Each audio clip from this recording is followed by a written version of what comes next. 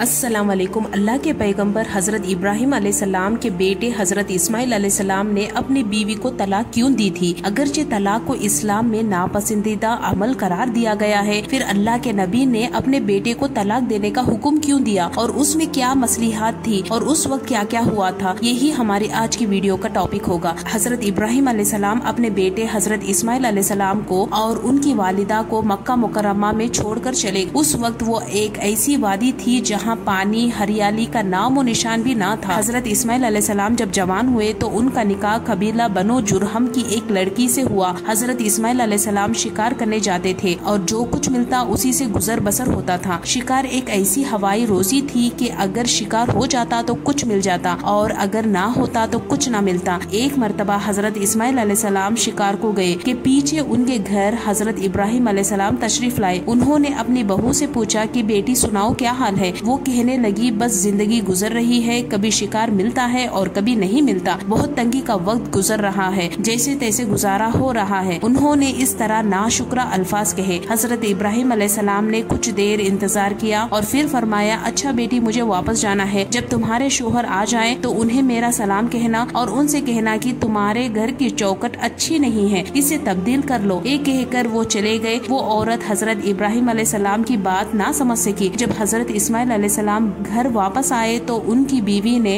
उन्हें हजरत इब्राहिम अलैहिस्सलाम का पूरा पैगाम सुना दिया। वो फरमाने लगे कि वो तो मेरे वालिदे गिरामी थे, मेरी उनसे मुलाकात तो नहीं हो सकी, अलबत्ता वो मुझे एक पैगाम दे गए हैं कि घर की चौखट अच्छी नहीं है, इससे बदल दो, यानी तुम्हारी बीवी नाशुक्रा है, इसे बदल दो। हजरत इस्माइल अलैहिस्सलाम ने अपनी उस बीवी को तलाक दी। कुछ अरसे के बाद एक और कबीले की लड़की के साथ हजरत इस्माइल अलैहिस्सलाम की शादी हुई। अब ये औरत बड़ी सबीरा और शाकिरा थी। साल 2 साल के बाद हजरत इब्राहिम अलैहिस्सलाम फिर तशरीफ लाए। अब की बार भी हजरत इस्माइल अलैहिस्सलाम घर पर मौजूद नहीं थे। उन्होंने अपनी बहू से पूछा, सुनाओ बेटी क्या हाल है? वो कहने लगी, अल्लाह का शुक्र अदा करती हूँ जिसने मुझे इतना नेक शोहर अता किया। अल्लाह ताला ने मुझे इतने अच्छे अखलाक वाला, अच्छे किरदार वाला, मुत्तकी और परहेजगार और मोहब्बत करने वाला शोहर दिया है। मैं तो अल्लाह का शुक्र भी अदा नहीं कर सकती। हजरत इब्राहिम अलैहिस्सलाम ने पूछा, खाना पीना कैसा है? तो वो कहने लगी, रिज्क तो अल्लाह के हाथ में है, जो मिलता है हम खा लेते हैं और अल्लाह का शुक्र अदा करते हैं, और अगर ना मिले तो सबर कर लेते हैं। जब उसने सबर और शुक्र की अच्छी अच्छी बातें कही तो हजरत इब्राहिम अलैहिस्सलाम का दिल खुश हो गया और हजरत इब्राहिम अलैहिस्सलाम ने फरमाया, अच्छा बेटी अब मैं चलता हूँ, तुम अपने शोहर को मेरी तरफ से सलाम कह देना और कहना कि तुम्हारे घर की चौखट बड़ी अच्छी है, लिहाजा तुम इसकी हिफाजत करना। ये कहकर हजरत इब्राहिम अलैहिस्सलाम वापस चले गए। जब हजरत इस्माइल अलैहिस्सलाम ने पैगाम सुना तो वो बहुत खुश हुए और कहने लगे कि वो मेरे वालिद थे और वो मुझे पैगाम दे गए हैं कि तुम एक अच्छी बीवी हो, मुझे तुम्हारी कदर करनी है और तुझे जिंदगी भर अपने साथ रखना है। हजरत इस्माइल अलैहिस्सलाम की वो बीवी थी जो हजरत इस्माइल अलैहिस्सलाम की नस्ल उसी औरत से आगे चली। ये वाकया कई किताबों में लिखा हुआ है, मगर सवाल ये है कि इसके पीछे क्या हिकमत थी, क्योंकि अल्लाह सुब्हाना ताला को तलाक सख्त नापसंद है। फिर भी अल्लाह के पैगंबर हजरत इब्राहिम अलैहिस्सलाम ने अपने बेटे हजरत इस्माइल अलैहिस्सलाम को अपनी चौखट यानी उस बीवी को तलाक देने का हुक्म क्यों दिया? हजरत इब्राहिम अलैहिस्सलाम ने जो अपने बेटे हजरत इस्माइल अलैहिस्सलाम को घर की चौखट की तब्दीली का हुक्म दिया था, इसकी वजह ये बयान की जाती है। हजरत इस्माइल अलैहिस्सलाम की बीवी की बातों से उसका नाशुक्रा होना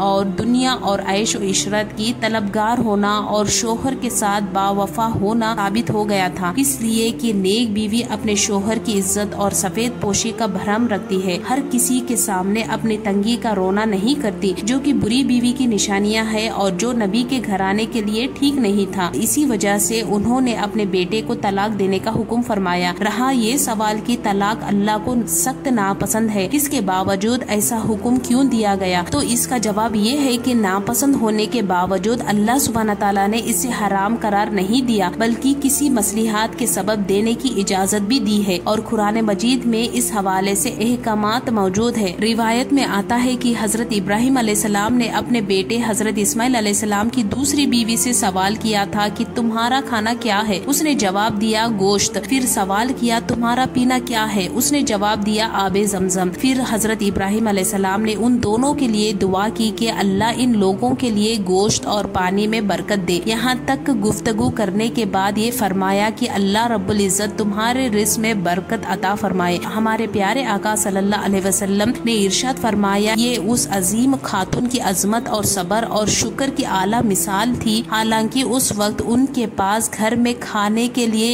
एक दाना भी ना था। हालांकि हजरत इब्राहिम अलैहिस्सलाम ने उनके लिए उनके खाने और पीने में बरकत की दुआ फरमाई। हुजूर मोहम्मद सल्लल्लाहु अलैहि वसल्लम ने इरशाद फरमाया, उन दोनों मियाँ बीवी के सबर, तवक्कुल और दुआए खलील अलैहिस्सलाम की वजह से मक्का में हर चीज फरावानी से पाई जाती है। हजरत इब्राहिम अलैहिस्सलाम की दुआ के असरात आज भी वाज़े तौर पर नजर आ रहे हैं कि मक्का की सरजमीन पहाड़ी और रेती है, लेकिन फल हर किस्म के आला से आला वहाँ मौजूद रहते हैं। लोग हर तरफ से इस मकाम पर खींचे चले आते हैं। हर मुसलमान के दिल में एक तड़प पाई जाती है कि वो बैतुल्लाह की जियारत कर ले। नबी करीम सल्लल्लाहु अलैहि वसल्लम और सहाबा इकराम की याद को ताज़ा करने के लिए तवाफ में पहलवान की तरह अकड़ कर चलना, हजरत इब्राहिम अलैहिस्सलाम की याद को ताज़ा करने के लिए मीना में जमरात को कंकरियां मारना, इस किस्म के ही काम ही हज है। अल्लाह सुब्हानहू तआला से दुआ है कि अल्लाह सुब्हानहू तआला हर मुसलमान को जो भी कलमा पढ़ता है उसे मक्का मुकर्रमा की जियारत करना नसीब फरमाए। आमीन या रब्बुल आलमीन। हम मिलते हैं आपको नेक्स्ट वीडियो में, तब तक के लिए अस्सलाम वालेकुम।